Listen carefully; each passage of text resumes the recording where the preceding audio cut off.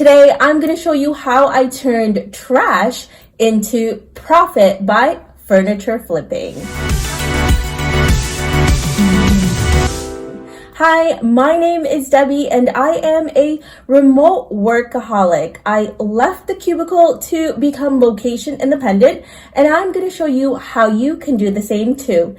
Every month, I'm going to be trying out new remote jobs and become your personal guinea pig to show you the what, how, where, and my personal take on whether I would keep going or just drop it. As I mentioned, these are just my personal experiences and yours could be completely different, so don't be afraid to try them, even if my experiences may not be as great, because yours could be completely different. But I'm doing this to give you a glimpse of what it could be if you do try it, because you never know until you try. So let's get started. I decided to do my first episode on furniture flipping because I absolutely love it. I live in New York City, and as most of you know, it is such an expensive place to live in. The rent is expensive. Everything is pretty much expensive. And if you can save on something, that is a win in my book. And one of the things that I was able to do with our own place is actually furnish it for virtually nothing by thrifting and going to people's curbside and just finding like really great furniture to furnish our own place. So when I find these furniture, I sometimes keep them, sometimes I donate them, but I have never ever sold them before. So I thought that is the first thing that I would do with you, is to start furniture flipping from the trash that I have found and make a profit from it, because there's just so many good, amazing furniture, amazing finds that you can actually make a profit in here in New York City or wherever you are in the world. My husband and I were going for a walk, and our neighbor was throwing out these two vintage chairs that's probably mid-century, and it is absolutely lovely. And I knew we couldn't really fit it in our house. We had no room and it didn't really go with our decor, but I didn't want to see it be trashed. So we took it. So at first I was just going to give it away, maybe donate it. I didn't know what I was going to do. But then I thought, why not try flipping it? Why not try just selling it online? This is a really great piece. You know, furniture like this is not made anymore. So what I ended up doing was listing it on Facebook Market and just putting information on there, uploading pictures of it. I went on YouTube and just saw a few other tips that people were giving me on how to actually list it on Facebook Market, like making sure that your images are really great, making sure you're staging it. Now, when you stage something, it means that you're making sure that there's a really beautiful background, there's no other distractions, and it's the main focus point of your image, because you want the person who is going to buy this to imagine it into their home, really see the beauty of this piece, and obviously buy it. So that's the first thing that I learned.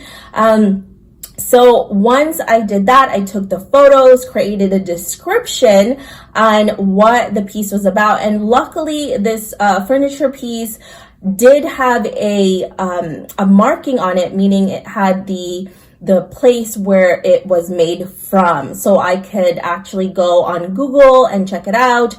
And then I ended up finding the manufacturer. And of course, it was vintage. It's really great made. And once I did that, I added that on the description, and then I cleaned it out very thoroughly, making sure that it was very beautiful, before I sell it out.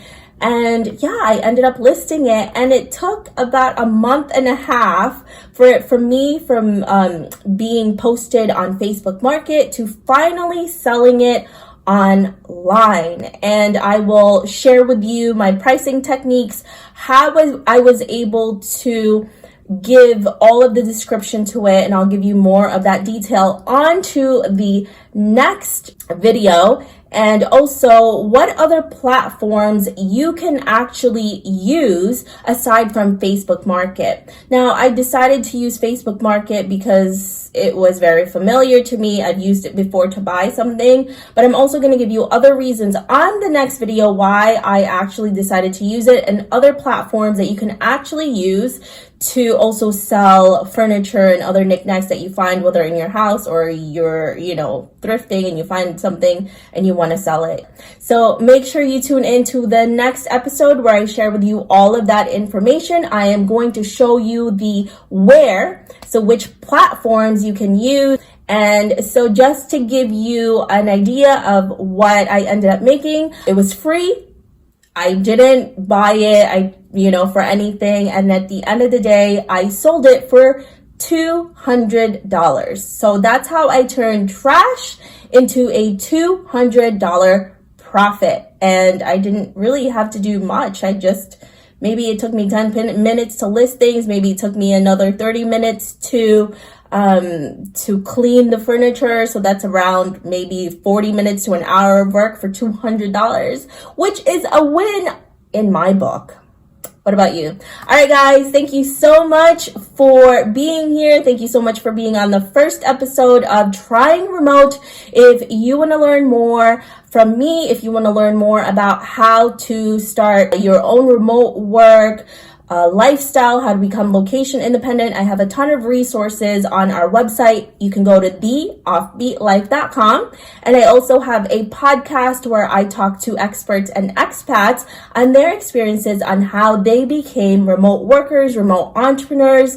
And of course, make sure you subscribe and like this episode, and I can't wait for you to be here on the next one. And of course, if you have any recommendations for me on what type of remote work you would like me to try out, make sure to give me a comment below. I may just do it on our next episode. All right, guys, thanks. I'll see you later. Bye. Mwah.